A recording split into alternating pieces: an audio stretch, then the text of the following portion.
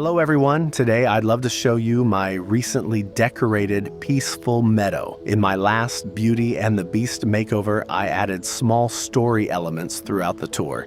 And I have to say, I really enjoyed that kind of storytelling experience. So today I'd like to take that even further and weave it more deeply into this tour. So without further ado, let's get started. Donald just told us that Mickey seems to be a bit worried about Pluto, since he's nowhere to be found, neither in the house nor in the garden. So first, let's head over to Mickey and get a better understanding of the situation.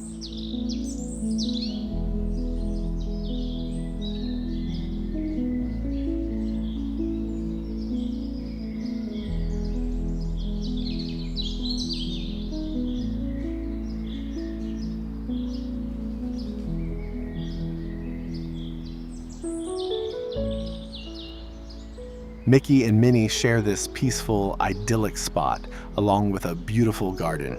Normally, Pluto would be right here with them, but it looks like he's not around.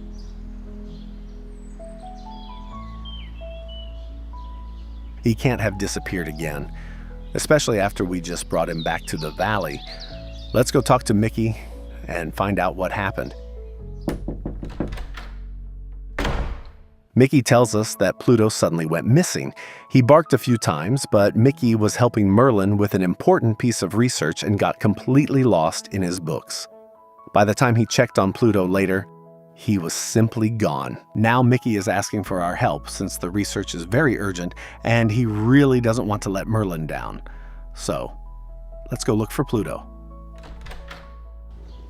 Maybe he's still nearby and Mickey just didn't see him. Let's take a look around the neighborhood first.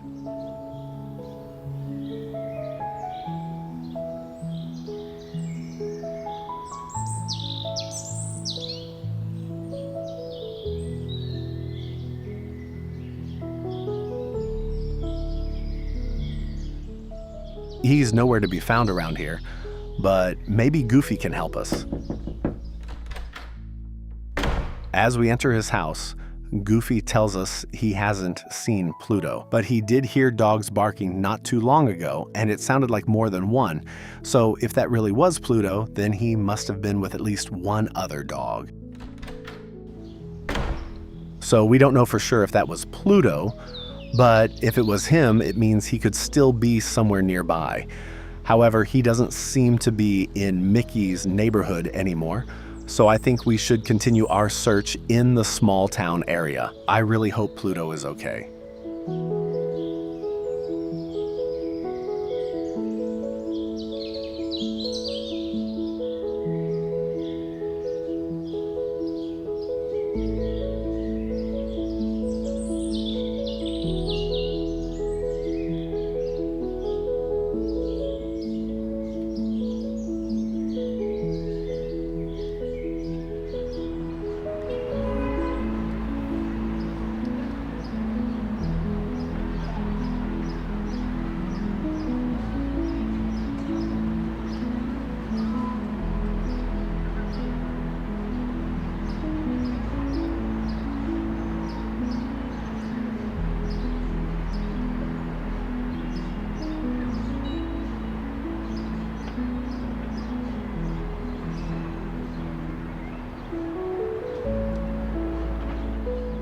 Could he be somewhere in this dark alley? I've only ever walked past it before. Some people say that rare gemstones are traded here at night, but honestly, that sounds more like a rumor to me. Wait, did you hear that? There's a rustling sound coming from that box. Could that be Pluto? Let's take a look. Oh, a cat suddenly jumps out. It's Mochi. Did you get lost too? We're looking for Pluto. Do you happen to know where he is? Mochi just meows and waits to be petted. All right, let's make sure Pluto really isn't here, and then head back to the street. The town may be small, but it's still big enough that we could be searching until nighttime if we don't find any new clues soon. But maybe Minnie can help us. She just opened a new cafe nearby not too long ago.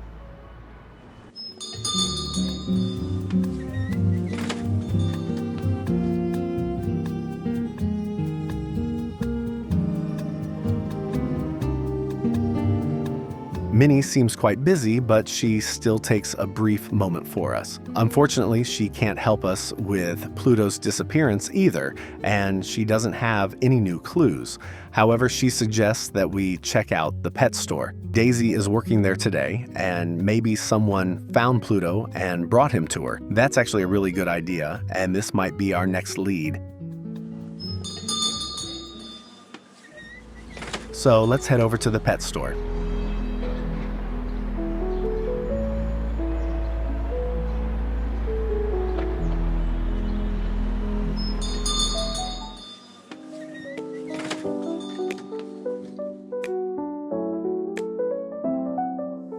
As we start telling Daisy about the situation, she interrupts us and says that she actually saw 2 dogs running across the street toward the East Park a few hours ago while she was outside watering the flowers. Unfortunately, she couldn't tell which dogs they were.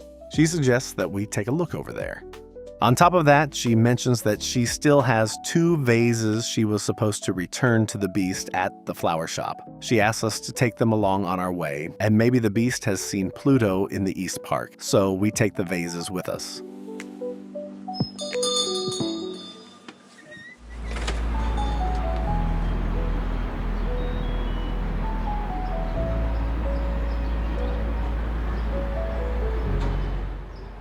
We continue on toward the East Park. Pluto just has to be somewhere around here. Let's head straight to the flower shop first.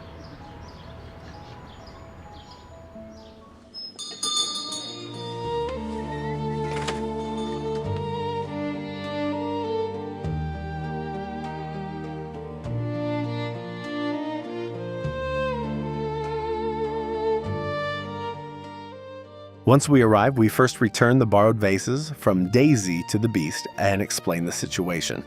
And it seems like we're finally getting closer to Pluto. The Beast tells us that there has been quite a bit of noise nearby for a while now, and he's heard dogs barking several times. In his opinion, the noise is coming from Darling's villa.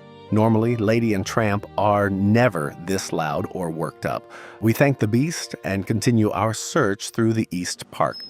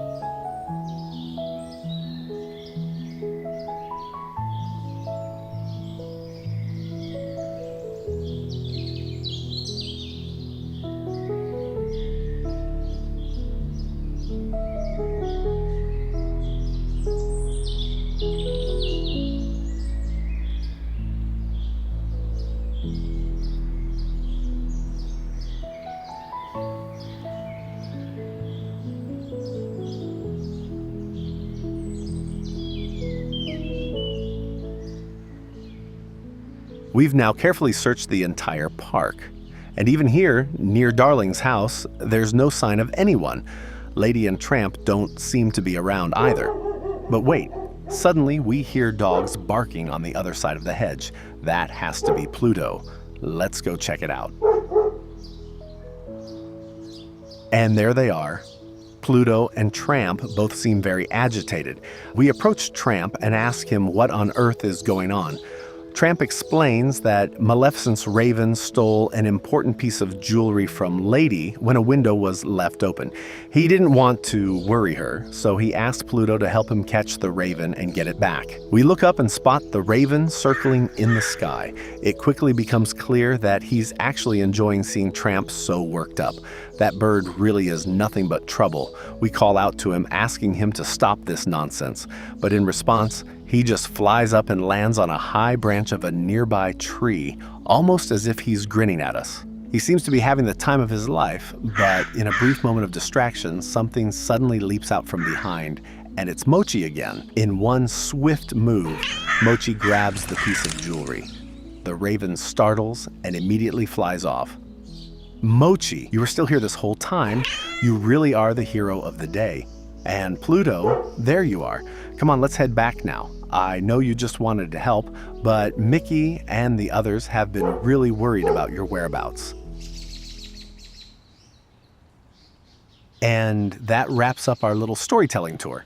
I really hope you enjoyed it. If you did, feel free to let me know in the comments. And of course, if you'd like to support the channel, I'd really appreciate a like and a subscription. Thank you so much for watching, and I'll see you in the next video.